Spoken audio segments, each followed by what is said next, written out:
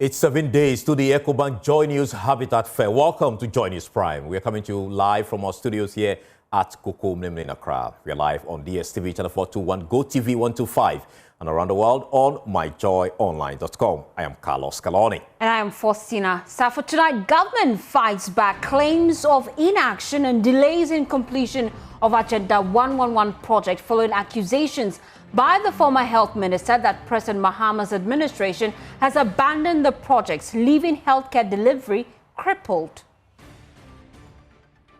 Also, unpredictable rainfall threatens food production and livelihoods of farmers in parts of the country. With just 5 years to the UN Sustainable Development Goals deadline, as Ghana risks missing SDG 2, which targets zero hunger.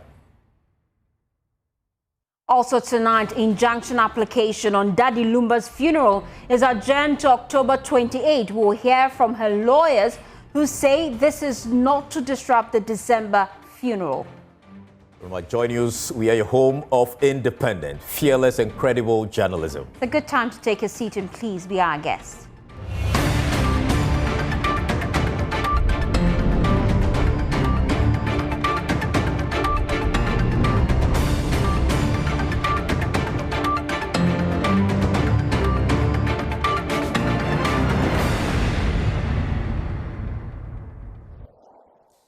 Now, former Health Minister Dr. Bernard Okoe Boye has accused President John Dramani Mahama's administration of abandoning the Agenda 111 initiative, leaving project unfinished and healthcare delivery crippled. Speaking at a news conference, Mr. Dr. Okoe Boye cited the La General Hospital project as a prime example of the government failure to prioritize healthcare infrastructure. He lamented that the lightweight infrastructure system designed to streamline patient record has also been left to gather dust. Stephen Mensah has more in the following report.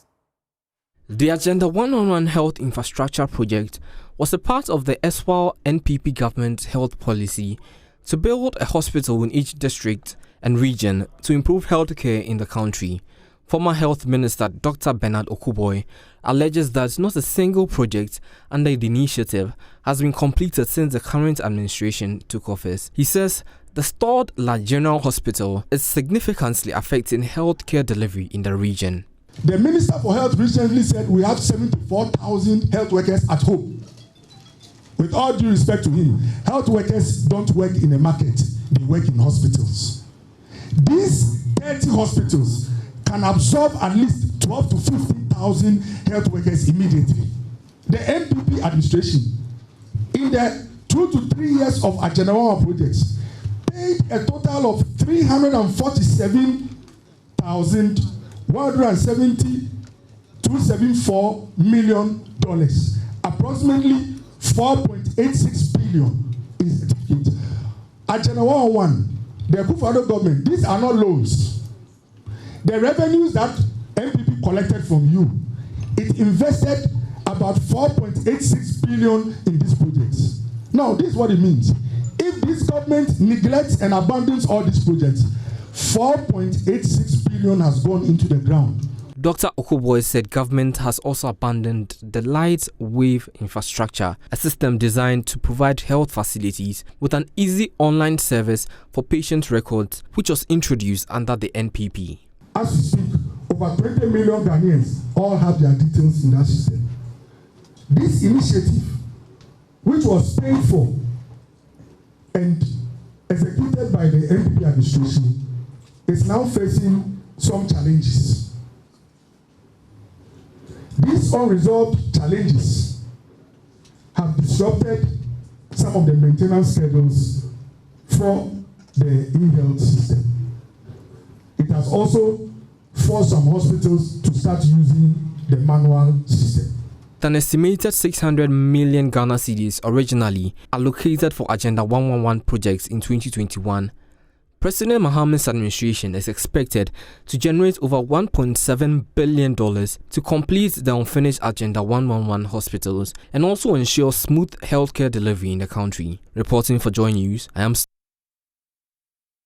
Well, Tony Goodman is the spokesperson for the Ministry of Health, and he joins us live on Zoom. Grateful for your time. How do you respond to these accusations that the project are being left to, rot? Even into our viewers, I'm not sure these are projects that have been abandoned. Honorable Okoe Boye served, I think, 8 months in the Ministry of Health, same as the current minister, but we can see that the current minister is rather making sure that these facilities put to proper use. These facilities were actually placed under the office of the president. As we speak now with the ministry, and for that matter, the ministry will have to do a proper assessment of the project, knowing that these projects do not have a dedicated funding for them. So we are currently doing an assessment. The Honorable Minister for Health, Honorable Kognabita Kando, has commissioned an audit into the project. And when it is done, we would make known what we have inherited, what the projects are about, and where we get money to run them. He is calling for it to be run. The 3 of them that they commissioned, the one in Bokuro, Trede, and Oforuku in Ashanti region, these facilities cannot be used. You cannot employ any health worker in those facilities. When we went, they were still doing bricks and mortar in these hospitals where we visited. So it is unfortunate for him to say that these projects can be used and the health workers can be recruited in them. In any case, they use about 400 million. That 400 million could do 16 10 projects with equipment and everything, but they choose to do what we are seeing. All right. I must say that for the Minister for Health, he is dedicated and making sure that some of these projects are clearly, if you see clearly what they are about, and then he will put them to proper use. You say you are carrying out some audits on the facilities. How long is this audit going to take? You also talk about some lightweight infrastructure. As I speak to you, they have submitted the 3rd draft report. They are about finalizing their work, and then the minister will take a decision. The lightweight project they mentioned, the digital platform, was actually launched in 2016.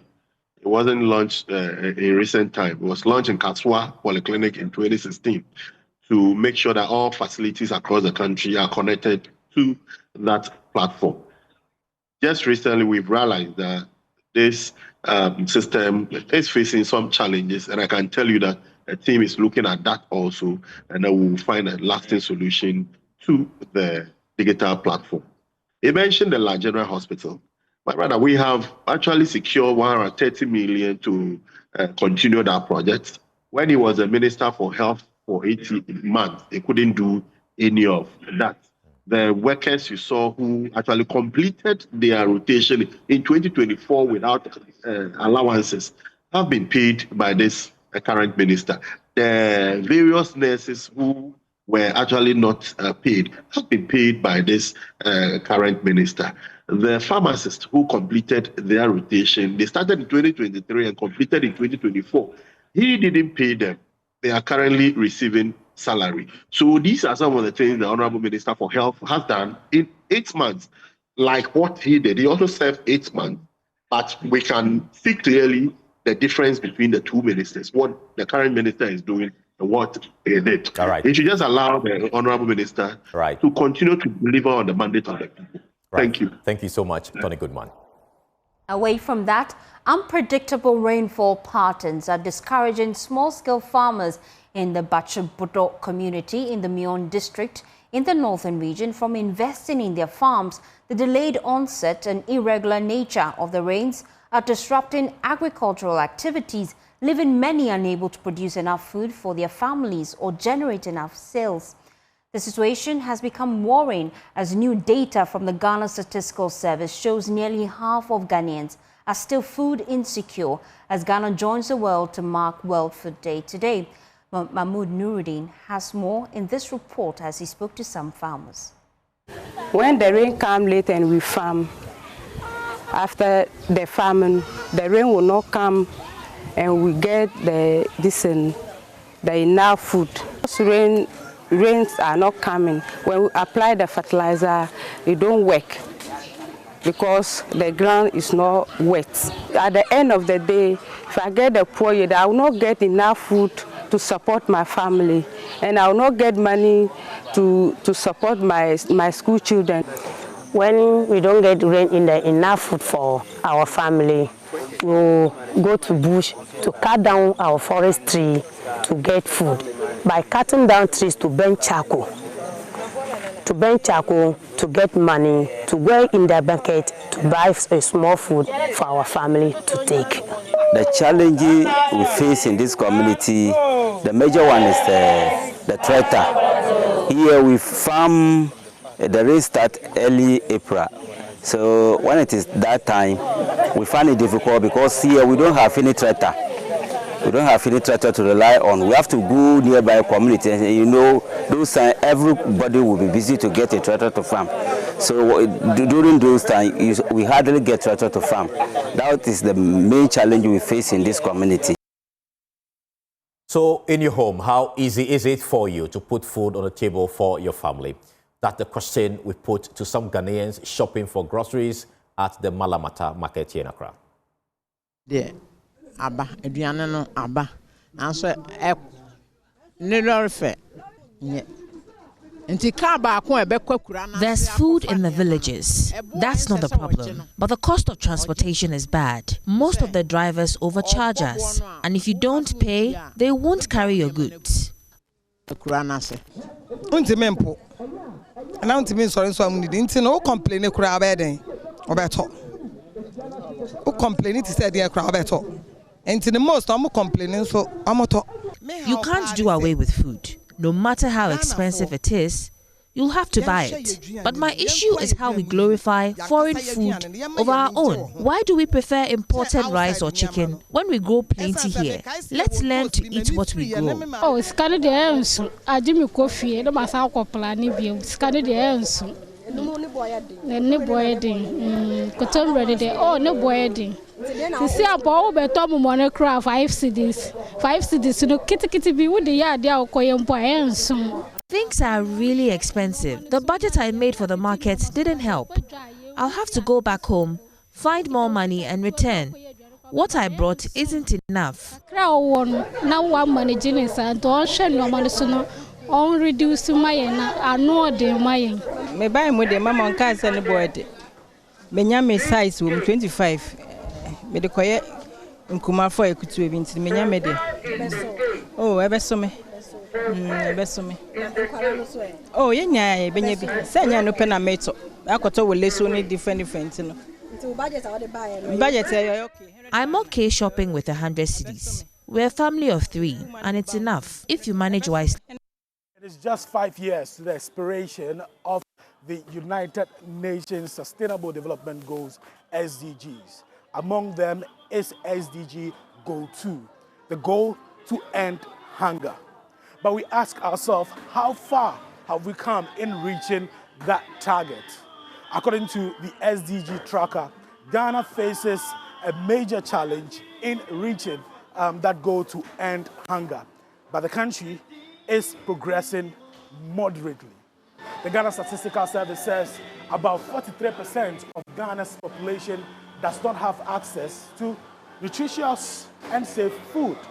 On the occasion of World Food Day, we ask that what do we do to change that reality of hundreds of Ghanaians who go to bed daily not getting anything to eat. That reality where hundreds of Ghanaians are unable to meet that basic physiological need, which is food, which has become a luxury for many of them. That's all good morning.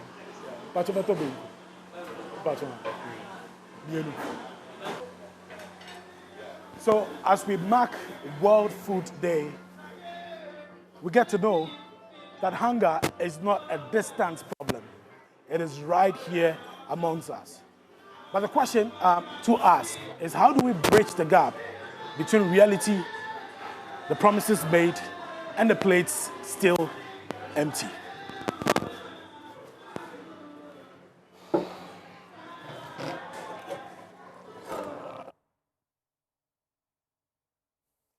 Away from that, with less than 5 years to the deadline for achieving the UN Sustainable Development Goals, Ghana's progress on zero hunger remains uneven. Rising food prices, post-harvest losses, and health risks among farmers continue to threaten national food security. As the world marks World Food Day, the UN is expressing concern over major gaps in Ghana's food production system. Maxwell Klobetu has more in the following report. As global leaders push toward ending hunger by 2030, that ambition seems increasingly distant here in Ghana. Fishmongers across the country are silently battling smoke-related illnesses after years of exposure to hazardous fumes from traditional fish processing methods, a reality that underscores deeper flaws in Ghana's food production chain. Speaking at the 45th World Food Day celebration, UN Resident Coordinator Zia Chaudhry expressed concern over worrying lapses that continue to threaten both livelihoods and lives. But I went to Tema and I saw that the women who are smoking it, they're suffering from respiratory illnesses, suffering from the fact that they're sitting in a smoky environment so many hours a day. The yams which we enjoy in Accra, the farmers this year are getting a low price for those yams because there's a surplus of yams, but they can't find a place to store it. He also cited the growing concern of undernourishment in the country. I went to Savannah and I met some children there, and I asked one of the kids, who I thought looked a little bit like my 8-year-old in terms of height and size. But when I said, "How old are you?" that little girl said to me, "I'm 14. And I couldn't believe that. The answer is very simple. She's stunted. In Ghana, there is a large number of children who don't get enough food, quality or quantity. Agriculture Minister Eric Opoku has been addressing the challenges confronting Ghana to outline key interventions government is implementing to address the situation. Our agricultural sector feeds our people, yet it also faces challenges such as climate variability, post-harvest losses, low mechanization, limited irrigation, and food import dependence. We are also promoting the establishment of community-level warehouses and cold storage facilities to preserve both perishable and non-perishable communities. With less than 5 years to 2030, the global call to end hunger remains an uphill task for Ghana. The question now is whether government interventions backed by stronger accountability and innovation can turn these warnings into action and make food security not just an aspiration but a national reality. For Joy News, Maxwell Aklobotu's report read to you. Well, away from the education authorities in Kwanta South are alarmed as dozens of students refuse placement in senior high schools over fears of ongoing conflict in the area. The municipal education director says several schools have recorded drastic drops in registration despite available placement. There's more in the following report. The municipal director of education, Jonathan Kosina, says schools are witnessing sharp declines in enrollment. In Kwanta South, SHS recorded just 24 students from 41 placements, whilst in Kwanta Community Day, SHS saw. We apologize for that insert. We'll bring you that story later. Away from that, the Prime Minister of Grenada, Dixon Michel, has arrived in Ghana for a 2-day official visit. President John Dramani Mahama will host him on Friday for bilateral talks at the presidency. Presidential Affairs correspondent Maxwell Boye has more in the following report.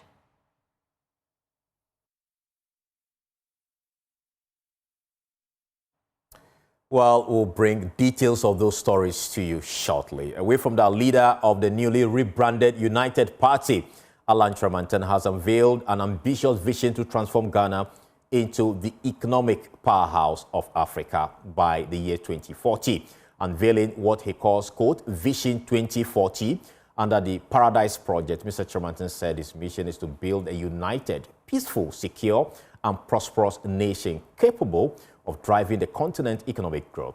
He emphasized that national unity, peace and security are essential pillars for achieving sustained prosperity and positioning Ghana as the engine of Africa's development. The following report has more. I'd say it's been a long time coming, but finally, let's hear Alan Martin's political movement for change, has finally rebranded to United Party. And they say, just like they competed in the 2024 elections, they will once again compete as a political party in 2028. Today, we are ushering a new era, a new dawn in Ghanaian politics. A new dawn that will end the divisiveness, acrimony, and rancor in politics in Ghana. A new dawn that will also end the duopoly in Ghanaian politics by offering Ghanaians a credible alternative and eliminate the culture of winner takes all. A new dawn that will bring about economic transformation, which will translate into massive job opportunities, usher in a golden age of business. The acting national chairman of the party, Abubakar Sadiq Boniface, also had a few words for his former party, the MPP. But today they claim they are giving us amnesty. What does amnesty mean? What crime has our new leader committed? What crime did I commit in MPP for you to sack me? And today you are telling me you are giving me amnesty. No way. No way. When you divorce in Islam, when you divorce a woman 3 times, she's no longer your wife till thy kingdom come.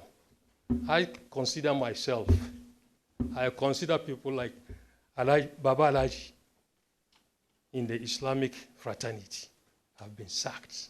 We don't belong to anybody. We came and contributed. Ghana first. We believe in Ghana and nothing else. The acting general secretary of the party, Yao Boabin Asamoah, said this new political party will be all about unity. We were very competitive in that election, except that our vote did not reflect the effort and the belief that went into it. If you were witness to some of our campaigns, you noticed how our T-shirts were being rushed after and torn from our grabs. But we believe very strongly that we're not fairly treated in that election. Kenneth Jesse for Joy News. Well, away from that, the Kumasi High Court has adjourned to October 28, 2025 the hearing of an injunction filed by Akosua Sewa, who claimed to be the only surviving spouse of the late music legend Daddy Lumba. She wants the court to officially recognize her as lawfully his wife and grant her the sole right to perform widowhood rites. The case was heard today with lawyers debating her legal capacity to sue. My colleague Nana Boachi Adam spoke to her lawyers after the proceedings. Well, it was procedurally correct. What happened was that the counsel for the first defendant filed a last-minute process, which is not a practice. But in any way, my lady thought that, no, let's give them the chance. And she was raising issues of capacity, says that Akosua Sewa has no capacity to bring this action. We are yet to be served. So we are waiting that within this shortest time, they would serve us with the process and we will respond. On the 28th, we are going to argue that motion. When the court determines the motion, then he will give us the roadmap for the hearing of the matter. The court has assured us that it will take less than 1 month to complete this case. And to us, we are happy because we don't want to disrupt the 6th December funeral. All we want is for the court to determine who is a wife, who is the surviving spouse of Lumba. That's the only issue before this court. And we are so confident because it has been tried learning that when you marry a woman under the ordinance and it's not dissolved by the court, that marriage subsists. That is what we are saying. Therefore, I am waiting for those people who are claiming she's not a wife to file a divorce certificate. That is what I'm waiting for. So if they are able to come out with a divorce certificate from the German courts, then I would regroup and reconsider my stand. But as it is now, I only know of a certificate of marriage in 2004 in Germany. That is the counsel for the plaintiff, Akosua Sewa, in this case, and before the High Court Kumasi, and the court has adjourned the case to the 28th of October, where all application by then will be filed. The High Court judge, her lady, had indicated to both parties to consider resolving this issue amicably, so that even on the 28th, this case would not come before her because of the legacy that the individual involved, that is Daddy Lumba, has left behind. And that is the advice that was brought to or given to the parties involved in this case. So from the High Court complex, over to you. Well, away from that, the Minerals Development Fund is rolling out new measures to reduce the health impact of illegal mining on affected communities. Health facilities are already recording cases linked to heavy metal exposure in mining areas. Administrator of the fund, Dr. Hannah Louisa Bisiu-Kote, says government is taking a holistic approach to developing these communities. Nanaya Ojima joined a breast screening exercise organized by the fund's Middle Belt office and has this report. The dangers of illegal mining on the health of persons in mining communities are widely being manifested. Research has shown children in these communities are being born with deformities. The unregulated use of heavy metals like mercury and cyanide in Galamsey is among causes of such health conditions. Researcher at KNUST, Professor Paul Pokusampene, explains the smallest quantity of such heavy metals could negatively affect the human body. But the child, when he ingests, is absorbed, this level of absorption is 50%. So if you took maybe fufu, which has these heavy metals contaminating the components that made the water that was made used to make the fufu, the child will absorb 50%, assuming that is 100 that was there. He absorbing 50 out of the 100. In protecting the communities, the Minerals Development Fund is rolling out a plan to detect health conditions and support communities in dealing with them. The first phase of the health support includes screening for early detection of some cancer cases in mining communities. Administrator of the fund, Hannah Louisa Bisiu-Kote, explains intentions to roll out a holistic approach to health challenges in the area. Because of the contamination of our water bodies and other stuff, cancer and other sicknesses or other infirmities, if you want to put it, have actually, has been afflicting our people living in the mining communities. The Mineral Development Fund is approaching the community development in a holistic manner, where if you are building a cheap compound, you are not building it for sick people. You want to build a cheap compound for prophylactic purposes, preventive. If you have to cure sometime, that's fine. But I want to make sure that our people are educated in terms of their health needs and also things like breast cancer awareness. Yes, as we move forward, we move into cervical cancer screening and support for women. Meanwhile, as part of the MDF's corporate social responsibility, a breast screening exercise has been organized for the public. Together with SACS Clinic, hundreds of people were screened. For Joy News, Nanaya Ojima, Kumasi. You're still watching Joy News Prime. We're back after this quick turn. Please stay with us.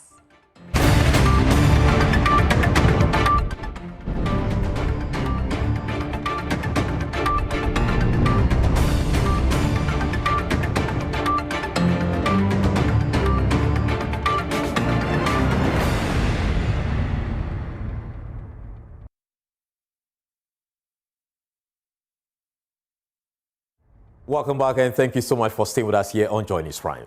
To other stories now, educational authorities in Nkwanta South are alarmed as dozens of students refuse placement in senior high schools over fears of ongoing conflict in the area. The municipal education director says several schools have recorded drastic drops in registration despite available placement. There's more in the following report. Municipal Director of Education Jonathan Kosina says schools are witnessing sharp declines in enrollment.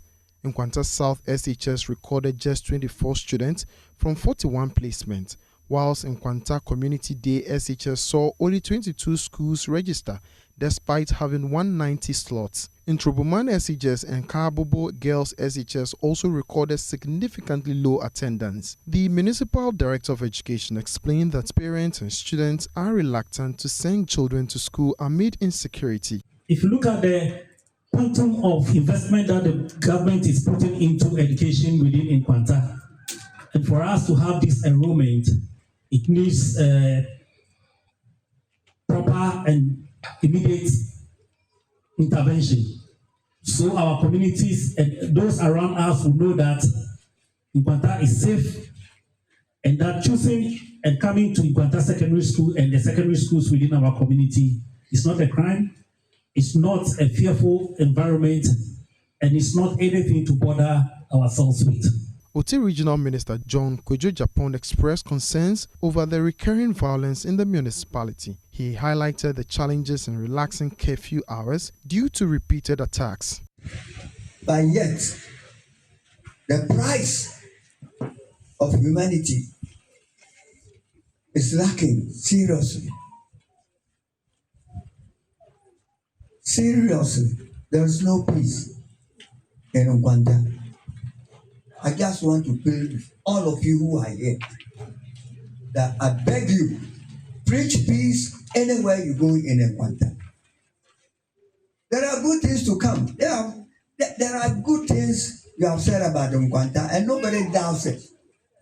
Some of us believe that Nkwanta is the engine of Oti. The Prime Minister of Grenada, Dixon Michel, has arrived in Ghana for a two-day official visit. President John Mahama will on Friday host him for bilateral talks at the presidency. Presidential Affairs correspondent Maxwell Agbagba has more in the following report. That is nicknamed Isle of Spices, and that is because it is one of the world's largest producers of spices, particularly nutmegs. It is also famous for its beautiful beaches. He was welcomed by Ghana's health minister and the tourism minister. Later tomorrow, he'll be hosted by President John Mahama at the presidency, where there'll be bilateral discussions focused on education, health, tourism, and more. Later also, there will be a state luncheon.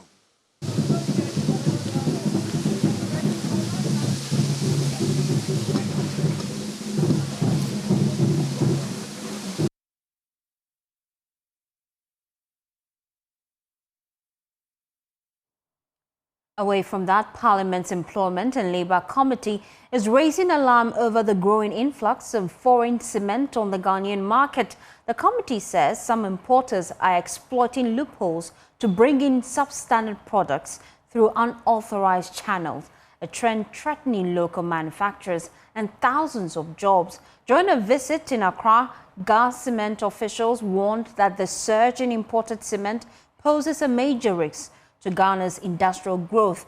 Committee Chairman Joseph Appiah-Boateng says members will engage the Trade Ministry to find lasting solutions and protect local industry moving forward. Something that we should take it up to maybe Minister of Trade for them to do something about it, because some are just passing the back door, using the back door to import cement into the country, and they have substandard products, and some too they dodge tax and all that because they are importing from different countries. So I think government has to do something about it to help the local manufacturers so that they can grow bigger. The chairman, Joseph Appiah-Boateng, also indicated that a committee will brief Parliament as part of its monitoring report, highlighting challenges faced by local cement companies, particularly with raw materials importation and efforts to support government's 24-hour economy initiative. We went to Gassem. That was the second place that you went today. And they also made mention about importation of their goods. And it's affecting them so much because whenever dollar goes up, it affects every importer. So we told them that, okay, fine, we'll convey the message to Parliament, and we'll capture in our report and see how best government can do to support GASEM, because we all know that GASEM is a big company in the country, and they are doing so well because they've employed a lot of youth who are unemployers. And also, once government is also preaching about 24-hour economy, if they are able to import more and get less maybe tax, it will help the 24-hour agenda to be successful. Well, artists making a powerful comeback after years of neglect at Sogakope Senior High School. One teacher has revived the school's forgotten art club, inspiring students to turn color and imagination into hope. There's more in the following report. At Sogakope Senior High School, a once quiet school garden has been transformed into a studio without walls. Here, students gather after class to paint, sculpt, and create. So we're here at Sogakope Senior High School, where we have said countless times that there are so many children or students who are gifted, talented, and they show it in diverse ways. We've seen pots, we've seen instruments, all made by these students here. And you can also see these paintings, they tell stories. You can see celebrities, people that inspire these children, and hopefully they get to meet that. But as Ghanaians have to pump most of our resources into them, because they are the future. They are the future of creative art. They are creative, and they're ready to change the world one stroke, one sketch, one paint, one sculpture at a time. With limited space and few materials, they make the most of what they have, turning scarcity into beauty. My name is Avagbeda Precious, and my friend drawing there's name is Dabijo Bismarck. What he's drawing, he started it a week ago. He has many other drawings, but this particular one, he loves it and he doesn't want anyone to destroy it. So I asked him why, and he told me he's from the Oti region. So where he's from is difficult for them to get food. But the person is drawing, Jiejom, is always happy. Even though he doesn't get food, always is happy all the time. And that is why he loves this particular picture. For them, every stroke tells a story about their community, dreams, and the world they hope to change. I'm into fashion, home economics department. I do this with as a combination with my dress when it's time for catwalk. When I sew, I can do a bag, I can bead in it. With my slippers, it's not always that you have to wear heels for modeling. You can use your beadwork. Right now, the garden is their creative home. But the dream is to have a proper art studio, a space where the ideas can grow freely. One of our major challenges is a studio. Okay. We don't have a studio. Yeah. So when you go around the campus, this is the only place we find receptive. So we come here to do our work here. We don't have a studio, we need studios badly. And we don't have enough tools to work with. For example, these students are carving, but we don't have carving tools. They need a place where they can leave their work safely, come back and continue. From the ashes of a forgotten club to a thriving creative family, the young artists of Sogakope Senior High School are painting hope, one brush stroke at a time. Well, showbiz time is Becky time here on Join This Prime. You're welcome. Thank you so much for having me in your beautiful studio. How may I help you? Oh, you're looking good also here in the studio. Thank you, thank you. Oh, of course, I have to do my job. My job is to give you everything happening in the world of entertainment. And we cannot talk about anything happening in entertainment and not talk about Shatta Wale. Yesterday, Shatta Wale was in the studios of Joy Prime. He said a lot of things, but we're bringing you some of the highlights this evening. First of all, let's talk about how Shatta Wale is calling for important conversations to drive national development. Shatta Wale. Understand me? And I believe when we talk about the creative arts side too, we have Ministry of Tourism, Creative Arts, culture. Honorable Blood Chivago, she's watching us. She told me. No, Chivago, she knows my dad. You understand me? Sometimes I just want them to know that it's not about the money, but it's about how we can create that picture for the system to know that there is something going on. I tell people, like, I didn't start music with billions of dollars. I started music with Kobo Kobo. You understand me? But now I'll be able to build. So they shouldn't get scared of approaching us and say, Shatta, can we do this project? Can we do, oh, Shatta, I saw your show in Kumasi with Sarkodie. That was brilliant. I think we want to partner and do this. And those are the things I want to discuss with the president. Because the things that we are discussing now in the country, it's not moving the country forward. Like, for instance, when I see arrest of this person, I feel like the cocoa seller in Nima, the cocoa has poured this money. They've not announced it on Joy Prime. They've not announced it on GTV that, oh, some Hajia Fatih's cocoa has, like, she's not important, she's not in the country. But these are the people that, you know, these are leaders went to and campaign. Most of the economy. Yes, yeah. You understand me? So we should think about the people more rather than, you know, that's, you know, personal problems, political beef. Like, I tell my team, like, as we are in Ghana right now, there's a political beef going on that the people are not aware. There is? Yeah, the big one. Meanwhile, Shatta Wale has commended Joe Mettle on his new accomplishments. Joe, you know, remember Carlos? Yeah. Joe Mettle had this Reverb studio launched, and it has, you know, the state-of-the-art equipment that will help the creative arts industry. And Shatta Wale thinks that it's a good idea. My guy, Mettle. Mettle, if you are listening to me, bring my award, please. I need it to do something for the Grammy, please. Thank you. No, back to Joe Mettle, you are stealing my award. You know that when I said I wasn't part of the scheme, Joe Mettle was like, good thing, I will take this guy's award. And he took it. Recently, when someone said his name is Shatta Wale. Let's continue. We'll meet him. We'll talk about that. No, you need to go check out the studio he's built. I saw it. Brilliant. Yeah. Like, you know, I really felt good about it. And I think maybe moving forward, anytime maybe we have these big international stars in town, I think his place should be the spot. Right. Sometimes I feel we need that space, you know, the crew, everybody, because I was watching like his eating area, like, you know, the whole place, like it's so beautiful. And these are the things like government needs to, you know, see that.